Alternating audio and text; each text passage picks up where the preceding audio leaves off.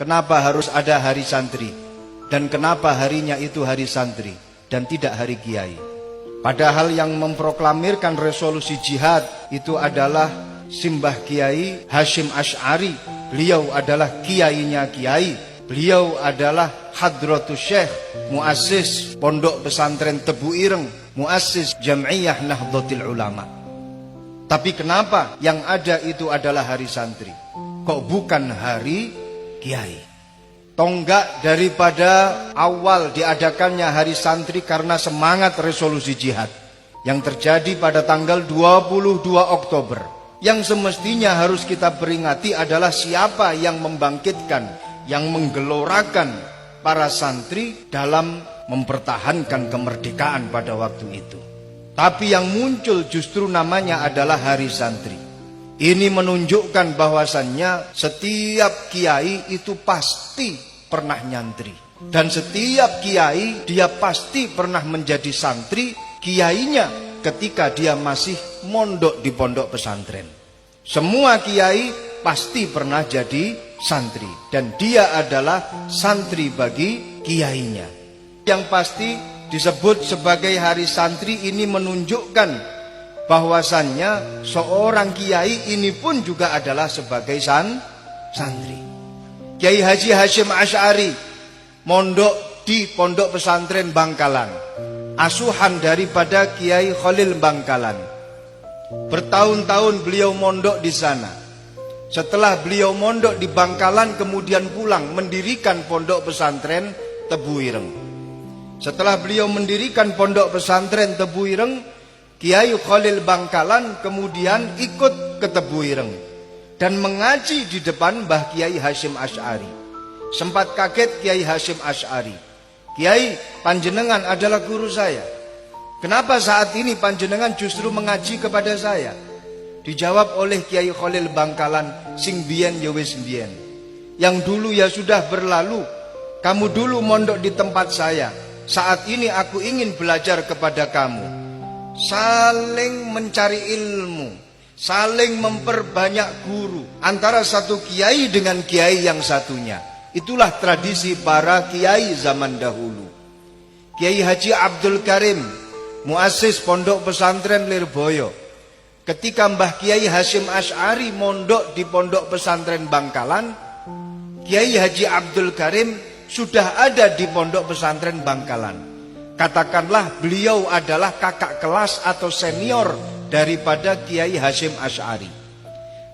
Kiai Hasyim Asy'ari setelah mondok kemudian pulang ke Tebu Ireng, mendirikan Pondok Pesantren Tebu Ireng. Kiai Haji Abdul Karim ketika mau pulang, beliau mampir ke rumah temannya, yaitu Kiai Hasyim Asy'ari. Mampir di Tebu Ireng, transit tidak lama, hanya 4 atau 5 tahun lamanya transit di Tebu Ireng. Kiai Haji Abdul Karim juga ikut mengaji di depan Mbah Kiai Hasyim Asy'ari. Kiai Hasyim Asy'ari ketika ada masail-masail nahwiyah, masail-masail sorfiyah, beliau tanyanya kepada Kiai Haji Abdul Karim. Ini adalah satu tradisi ulama kita zaman dahulu, yaitu memperbanyak guru, memperbanyak sanad. Tidak ada rasa gengsi, tidak ada rasa takabur di dalam hatinya ketika berbicara masalah ilmu. Bagaimana kita saksikan Kiai Khalil Bangkalan ngaji ke Tebu Ireng. Bagaimana kita saksikan Kiai Hasyim Asy'ari ngaji ke Mbah Khalil Bangkalan.